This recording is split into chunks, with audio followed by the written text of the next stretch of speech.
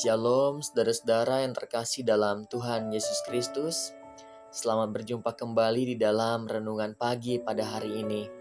Saya mengucapkan salam damai sejahtera kepada saudara-saudara, dan kiranya sukacita daripada Tuhan Yesus Kristus boleh menyertai saudara dimanapun saudara berada.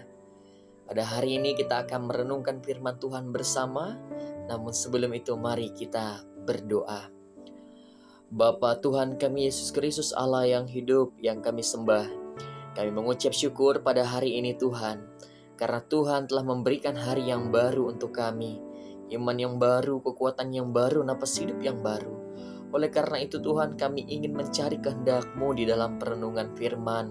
Tuhan ajari kami melalui kuat kuasa Roh Kudus-Mu, supaya kami boleh mengerti akan kehendak-Mu dan kemudian dapat menjalankannya di dalam kehidupan kami pada hari ini. Demi nama Tuhan kami Yesus Kristus kami berdoa dan mengucap syukur. Amin. Adapun renungan kita pada hari ini terdapat di dalam Perjanjian Baru di dalam Injil Matius pasal yang ke-6 ayat 22 sampai 23. Tertulis demikian. Mata adalah pelita tubuh. Jika matamu baik, teranglah seluruh tubuhmu. Jika matamu jahat, gelaplah seluruh tubuhmu. Jadi, jika terang yang ada padamu gelap, betapa gelapnya kegelapan itu. Saudara-saudara, saya akan memberi tema untuk kita pada hari ini tentang dua jenis mata yang dimiliki manusia, mata baik dan mata jahat. Setiap manusia memiliki dua penerang di dalam hidupnya. Yang pertama adalah mata, dan yang kedua adalah hati nurani. Mata sendiri sebagai penerang bagian luar dalam diri pribadi setiap insan. Dengan adanya penerang luar, maka setiap pribadi dapat menerima informasi yang ada di sekitarnya melalui pandangan matanya. Penerang yang kedua adalah hati nurani. Hati nurani atau yang dalam bagian ini saya katakan sebagai suara hati. Ini merupakan terang jika keluar akan mewakili seluruh perbendaharaan yang ada di dalamnya. Kadangkala suara hati ini mengandung metaforis untuk sesuatu yang paling berharga dan paling baik. Hati juga dianggap sebagai tempat emosi, ingatan, dan kebijaksanaan. Namun saudara, apakah yang dimaksudkan dalam firman ini tentang pelita tubuh atau mata dalam tubuh? Nah, saudara-saudara yang terkasih dalam Tuhan Yesus, dalam ajaran ini mata yang diajarkan adalah hati. Jika kita mempunyai kecondongan pada kebaikan dan kemurahan hati, maka hati itu akan menuntun orang kepada tindakan-tindakan Kristiani. Seluruh tutur katanya akan penuh dengan terang, penuh dengan bukti-bukti dan Kristen sejati. Dan ini semua adalah ibadah yang murni dan tidak bercacat celah di hadapan Bapa kita, Tuhan Yesus Kristus, yang merupakan terang kita yang bercahaya di depan orang, dan ia sangat amat senang akan hal itu. Namun jika hati itu jahat, tamak, keras, iri, dengki, dan suka mendendam, dalam bagian ini seringkali digambarkan dengan kata mata yang jahat. Seluruh katanya akan tidak serupa dengan orang yang mengenal Allah. Kalau penipu, akal-akalnya selalu dan selalu jahat. Tapi orang yang berbudi luhur akan merancangkan perkara yang luhur. Jika segala perasaan-perasaan yang seharusnya menuntun kita kepada kebaikan menjadi jahat, jika segala perasaan dan sifat-sifat baik menjadi rusak dan duniawi, maka betapa hebatnya kerusakan dan kegelapan yang meliputi orang itu. Nah, saudara-saudara, pada bagian kedua ini kita melihat bahwa mata di sini juga diberi pengertian sebagai pengertian perhatian.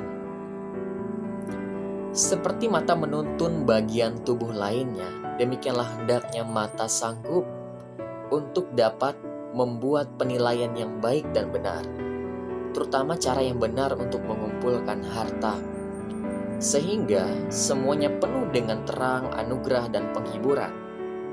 Saudara, betapa menyedihkan bila roh manusia yang merupakan pelita Tuhan ternyata adalah gelap. Maka dalam bagian ini setiap orang yang menjadi pengendali bangsa, pengendali segala indera, menjadi penyesat. Pada saat itulah orang-orang yang dikendalikan menjadi kacau. Bagian berikutnya kita juga melihat saudara bahwa mata dalam bagian ini adalah tujuan dan maksud. Dengan mata kita hendak menuntun tujuan akhir yang hendak kita capai, titik yang hendak kita bidik, dan tempat yang hendak kita datangi. Kita terus memandang dan mengarahkan setiap langkah kita sesuai tujuan tersebut. Nah, jika mata kita baik, jika kita berniat tulus, menetapkan tujuan-tujuan yang benar, dan melangkah dengan benar karena arah yang benar, jika kita bermaksud dan hanya murni demi kemuliaan Allah, mencari kehormatan dan perkenanannya semata dan mengarahkan segala sesuatu kepadanya, maka mata kita baik. Tetapi saudara, jika mata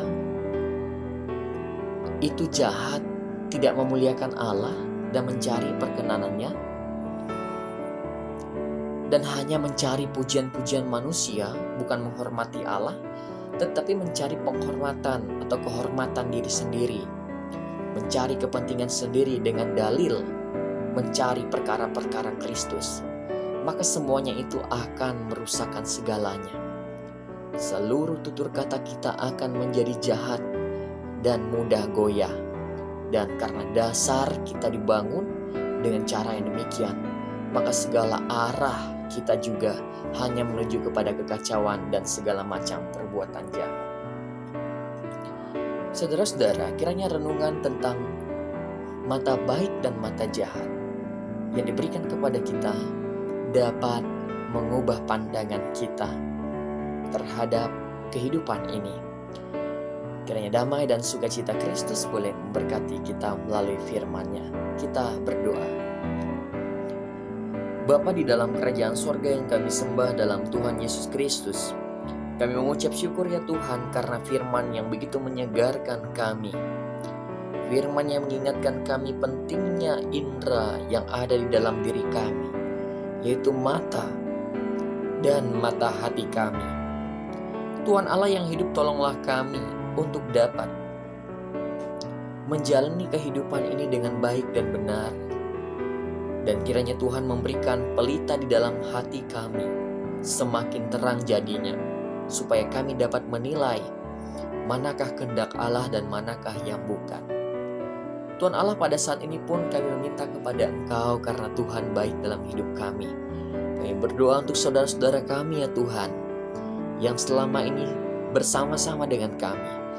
Tuhan, peliharalah mereka di dalam keberadaannya, dimanapun mereka, supaya mereka dilimpahi kesehatan, kesejahteraan, dilimpahi budi pekerti, dan Tuhan juga memberikan hikmat bijaksana kepada mereka untuk dapat menjalani kehidupan dengan baik dan benar.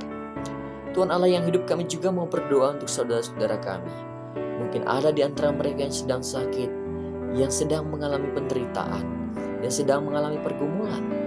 Jika yang sedang sakit, kiranya Tuhan juga menjamah mereka, mengobati mereka dengan upaya pertolongan medis, melalui obat yang mereka makan dan minum, melalui tangan medis dan orang yang memberikan perawatan kepada mereka. Tuhan juga menolong mereka yang berperkara ya Tuhan, yang bergumul berat. Tuhan memberikan jalan keluar terhadap setiap pergumulan yang mereka alami. Kami juga mau berdoa ya Tuhan untuk saudara-saudara kami yang lain, yang mungkin tidak pernah mendengarkan Injil Tuhan Yesus Kristus. Kiranya Tuhan boleh memberkati mereka semua, boleh mempertemukan mereka dengan orang yang diutus Tuhan, hamba yang diutus Tuhan untuk pekabaran Injil.